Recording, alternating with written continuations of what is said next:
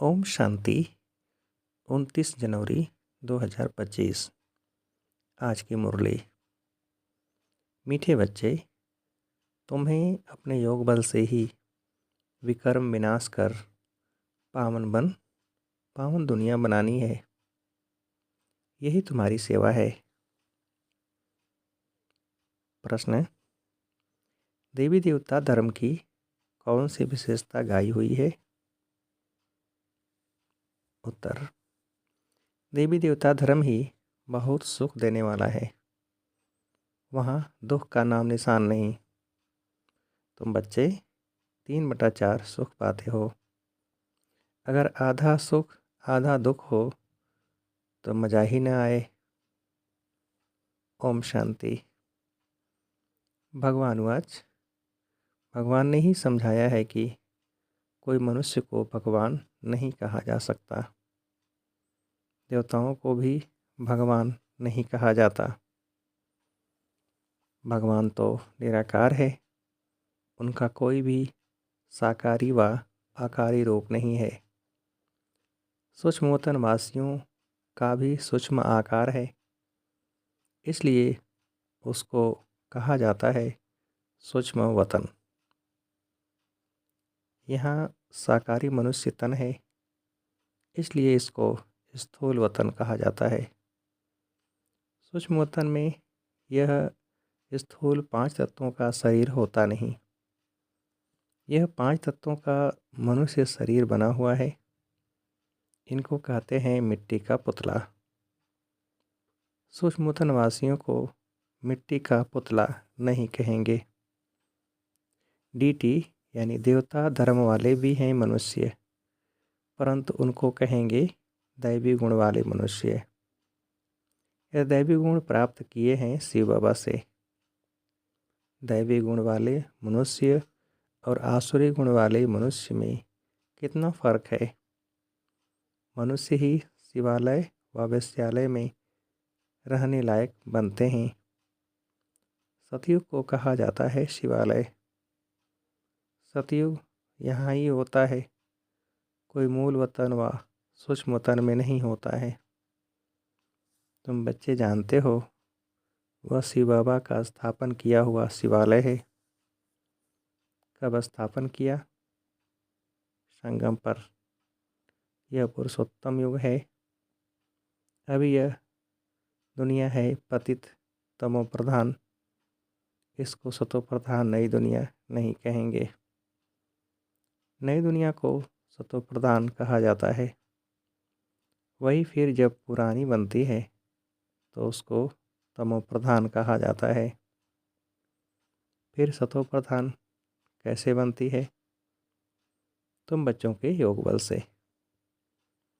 योग बल से ही तुम्हारे विक्रम विनाश होते हैं और तुम पवित्र बन जाते हो। पवित्र के लिए तो फिर ज़रूर पवित्र दुनिया चाहिए। नई दुनिया को पवित्र, पुरानी दुनिया को अपवित्र कहा जाता है।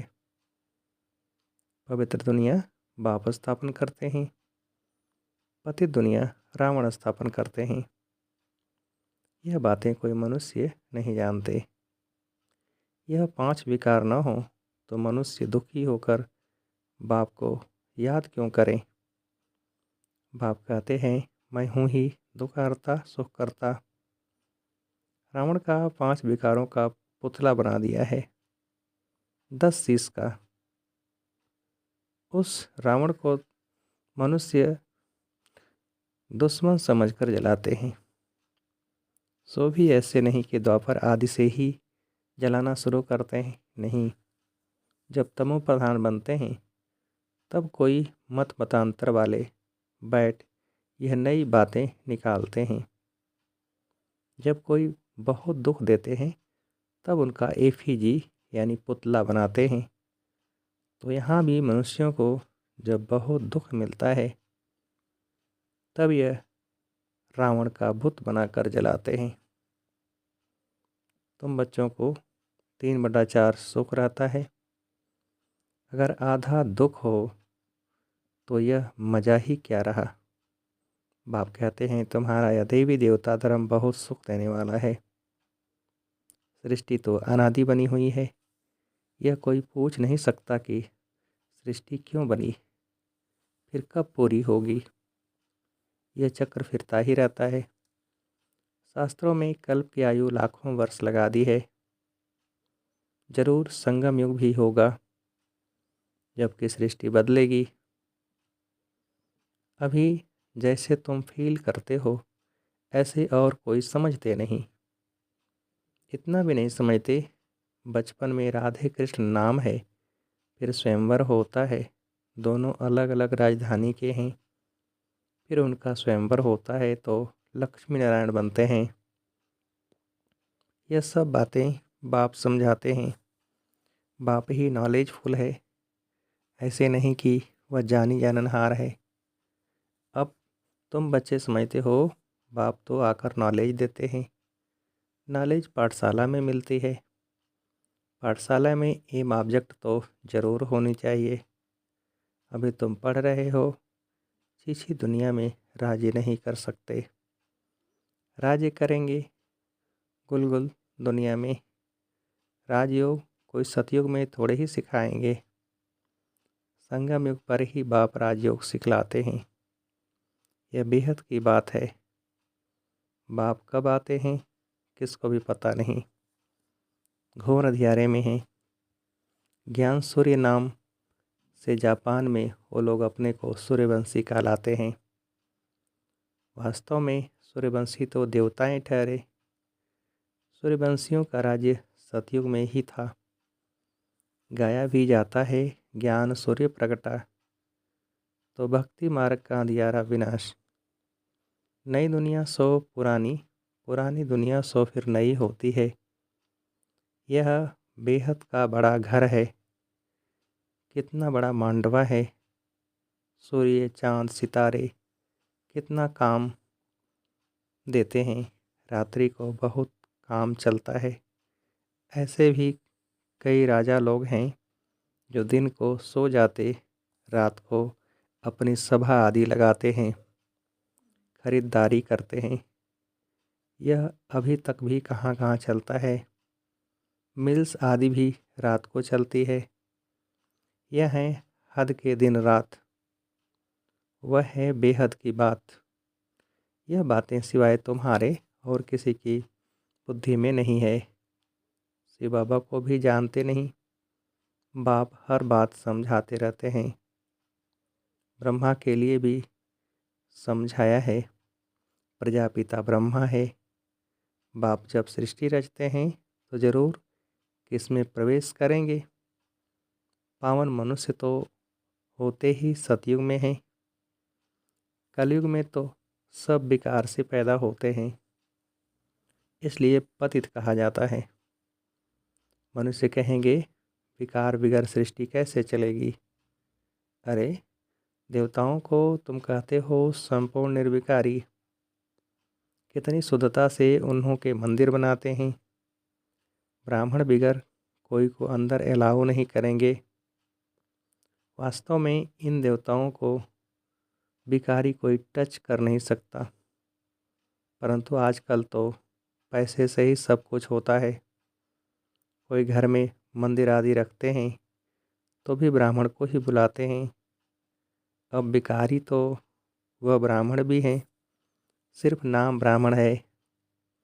यह तो दुनिया ही भिखारी है, तो पूजा भी भिखारियों से होती है। निर्विकारी कहाँ से आए। निर्विकारी होते ही हैं सतयुग में। ऐसे नहीं कि जो विकार में नहीं जाते उनको निर्विकारी कहेंगे। शरीर तो फिर भी विकार से पैदा हुआ है ना। बाप ने एक ही बात बताई है कि यह सारा रावण राज्य है। राम राज्य में है संपूर्ण निर्विकारी, रावण राज्य में है विकारी। सतयुग में पवित्रता थी तो पीस प्रॉस्पेरिटी थी। तुम दिखला सकते हो सतयुग में इन लक्ष्मी नारायण का राज्य था। यहाँ वहाँ 5 विकार होते नहीं। वह ही पवित्र राज्य जो भगवान स्थापन करते हैं। भगवान पतित राज्य थोड़े ही स्थापन करते हैं। सतयुग में अगर पतित होते तो पुकारते ना, वहाँ तो कोई पुकारते ही नहीं। सुख में कोई याद नहीं करते, परमात्मा की महिमा भी करते हैं। सुख के सागर, पवित्रता के सागर, कहते भी हैं शांति हो। अब सारी दुनिया में शांति मनुष्य कैसे करेंगे? शांति का राज्य तो एक स्वर्ग में ही था। जब कोई आपस में लड़ते हैं तो सुलह यानी शांति कराना होता है। वहाँ तो है ही एक राज्य। बाप कहते हैं इस पुरानी दुनिया को ही अब खत्म होना है। इस महाभारत लड़ाई में सब विनाश होते हैं। विनाश काले विपरीत बुद्धि अक्षर भी लिखा हुआ है। बरोबर पांडव तो तुम हो ना, तुम हो रूहानी पंडे, सबको मुक्ति धाम का रास्ता बताते हो। वह है आत्माओं का घर शांति धाम, यह है दुख धाम। अब आप कहते हैं इस दुख धाम को देखते हुए भी भूल जाओ। बस अभी तो हमको शांति धाम में जाना है। यह आत्मा कहती है, आत्मा रियलाइज करती है, आत्मा को स्मृति आई है कि मैं आत्मा हूँ। बाप कहते हैं मैं जो हूँ जैसा हूँ और तो कोई समझ न सके। तुमको ही समझाया है मैं बिंदी हूँ। तुम्हें यह घड़ी घड़ी बुद्धि में रहना चाहिए कि हमने 84 का चक्र कैसे लगाया है। इसमें बाप भी याद आएगा, घर भी याद आएगा, चक्र भी याद आएगा। इस वर्ल्ड की हिस्ट्री ज्योग्राफी को तुम ही जानते हो। कितने खंड हैं, कितनी लड़ाई आदि लगी। सतयुग में लड़ाई आदि की बात ही नहीं। कहाँ राम राज्य, कहाँ रावण राज्य। बाप कहते हैं अभी तुम जैसे कि ईश्वरी राज्य में हो, क्योंकि ईश्वर यहाँ आया है राज्य स्थापन करने। ईश्वर खुद तो राज्य करते नहीं, खुद राजाई लेते नहीं, निष्काम सेवा करते हैं। ऊंचते ऊंच भगवान है, सब आत्माओं का बाप। बाबा कहने से एकदम खुशी का पारा चढ़ना चाहिए। अतीन्द्रिय सुख तुम्हारी अंतिम अवस्था का गाया हुआ है। जब इम्तहान के दिन नज़दीक आते हैं उस समय सब साक्षात्कार होते हैं। अतीन्द्रिय सुख भी बच्चों को नंबरवार है। कोई तो बाप की याद में बड़ी खुशी में रहते हैं। तुम बच्चों को सारा दिन यही फीलिंग रहे कि ओह बाबा, आपने हमें क्या से क्या बना दिया। आपसे कितना न हमें सुख मिलता है। बाप को याद करते प्रेम के आंसू आ जाते। कमाल है, आप आ करके हमको दुख से छुड़ाते हो, विषय सागर से क्षीर सागर में ले चलते हो। सारा दिन यही फीलिंग रहनी चाहिए। बाप जिस समय तुमको याद दिलाते हैं तो तुम कितने गदगद होते हो। शिव बाबा हमको राजयोग सिखला रहे हैं। बरोबर शिवरात्रि भी मनाई जाती है, परंतु मनुष्यों ने शिव बाबा के बदले श्री कृष्ण का नाम गीता में दे दिया है। यह बड़े ते बड़ी एकज भूल है। नंबर 1 गीता में ही भूल कर दी है। ड्रामा ही ऐसा बना हुआ है। बाबा कर यह भूल बताते हैं कि पतित पावन मैं हूँ या श्री कृष्ण। तुमको मैंने राजयोग सिखलाए, मनुष्य से देवता बनाया। गायन भी मेरा है ना, अकाल मूर्त अजोनी। श्री कृष्ण की यह महिमा थोड़े ही कर सकते, वह तो पुनर्जन्म में आने वाला है। तुम बच्चों में भी नंबरवार हैं जिनकी बुद्धि में यह सब बातें रहती हैं। ज्ञान के साथ चलन भी अच्छी चाहिए। माया भी कोई कम नहीं। जो पहले आएंगे वह ज़रूर इतनी ताकत वाले होंगे। पार्टधारी भिन्न भिन्न होते हैं ना। हीरो हीरोइन का पार्ट भारतवासियों को ही मिला हुआ है। तुम सबको रावण राज्य से छुड़ाते हो। श्रीमत पर तुमको कितना बल मिलता है। माया भी बड़ी दुस्तर है, चलते चलते धोखा दे देती है। बाबा प्यार का सागर है, तो तुम बच्चों को भी बाप समान प्यार का सागर बनना है। कभी कड़वा नहीं बोलो, किसको दुख देंगे तो दुखी होकर मरेंगे। ये आदतें सब मिटानी चाहिए। गंदी से गंदी आदत है विषय सागर में गोते खाना। बाप भी कहते हैं काम महाशत्रु है। कितनी बच्चियां मार खाती हैं। कोई कोई तो बच्ची को कह देंगे भल पवित्र बनो। अरे पहले खुद तो पवित्र बनो। बच्ची दे दी खर्चे आदि के बोझ से और ही छोटा, क्योंकि समझते हैं पता नहीं इनकी तकदीर में क्या है। घर भी कोई सुखी मिले या न मिले, आजकल खर्चा भी बहुत लगता है। गरीब लोग तो झट दे देते हैं, कोई को फिर मोह आता है। आगे एक भीलनी आती थी, उनको ज्ञान में आने नहीं दिया क्योंकि जादू का डर था। भगवान को जादूगर भी कहते हैं। रहमदिल भी भगवान को ही कहेंगे, श्री कृष्ण को थोड़े ही कहेंगे। रहमदिल वह जो बेरहमी से छुड़ाए, बेरहमी है रावण। पहले पहले है ज्ञान, ज्ञान भक्ति फिर वैराग्य। ऐसे नहीं कि भक्ति ज्ञान फिर वैराग्य।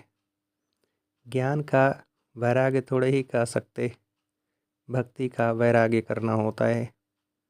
इसलिए ज्ञान भक्ति वैराग्य ये राइट अक्षर हैं। बाप तुमको बेहद का अर्थात पुरानी दुनिया का वैराग्य कराते हैं। सन्यासी तो सिर्फ घर बार से वैराग्य कराते हैं। यह भी ड्रामा में नूंद है, मनुष्यों की बुद्धि में बैठता ही नहीं। भारत 100% साल्वेंट निर्विकारी हेल्दी था, कभी अकाले मृत्यु नहीं होती थी। इन सब बातों की धारणा बहुत थोड़ों को ही होती है। जो अच्छी सर्विस करते हैं वह बहुत साहूकार बनेंगे। बच्चों को तो सारा दिन बाबा बाबा ही याद रहना चाहिए, परंतु माया करने नहीं देती। बाप कहते हैं सतो प्रधान बनना है तो चलते फिरते खाते मुझे याद करो। मैं तुमको विश्व का मालिक बनाता हूँ। तुम याद नहीं करेंगे। बहुतों को माया के तूफान बहुत आते हैं। बाप समझाते हैं यह तो होगा, ड्रामा में नोंद है। स्वर्ग की स्थापना तो होनी ही है। सदैव नई दुनिया तो रह नहीं सकती। चक्कर फिरेगा तो नीचे ज़रूर उतरेंगे। हर चीज़ नई से फिर पुरानी ज़रूर होती है। इस समय माया ने सबको अप्रैल फूल बनाया है।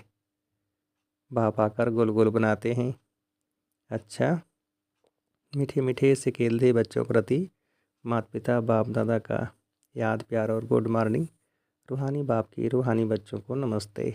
हम रूहानी बच्चों की रूहानी बाप को नमस्ते।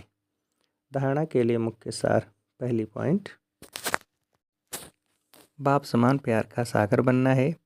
कभी किसी को दुख नहीं देना है। कड़वे बोल नहीं बोलने हैं। गंदी आदतें मिटा देनी है। दूसरी पॉइंट, बाबा से मीठी मीठी बातें करते इसी फीलिंग में रहना है कि ओहो बाबा, आपने हमें क्या से क्या बना दिया। आपने हमें कितना सुख दिया है। बाबा आप क्षीर सागर में ले चलते हो। सारा दिन बाबा बाबा याद रहे। वरदान, सर्व संबंध और सर्व गुणों की अनुभूति में संपन्न बनने वाले संपूर्ण मूर्त भव। विस्तार, संगम युग पर विशेष सर्व प्राप्तियों में स्वयं को संपन्न बनाना है। इसलिए सर्व खजाने, सर्व संबंध, सर्व गुण और कर्तव्य को सामने रख चेक करो कि सर्व बातों में अनुभवी बने हैं। यदि किसी भी बात के अनुभव की कमी है तो उसमें स्वयं को संपन्न बनाओ। एक भी संबंध व गुण की कमी है तो संपूर्ण स्टेज व संपूर्ण मूर्त नहीं कहला सकते। इसलिए बाप के गुणों व अपने आदि स्वरूप के गुणों का अनुभव करो, तब संपूर्ण मूर्त बनेंगे। स्लोगन, जोश में आना भी मन का रोना है, अब रोने का फाइल खत्म करो। जोश में आना भी मन का रोना है, अब रोने का फाइल खत्म करो। अच्छा, ओम शांति।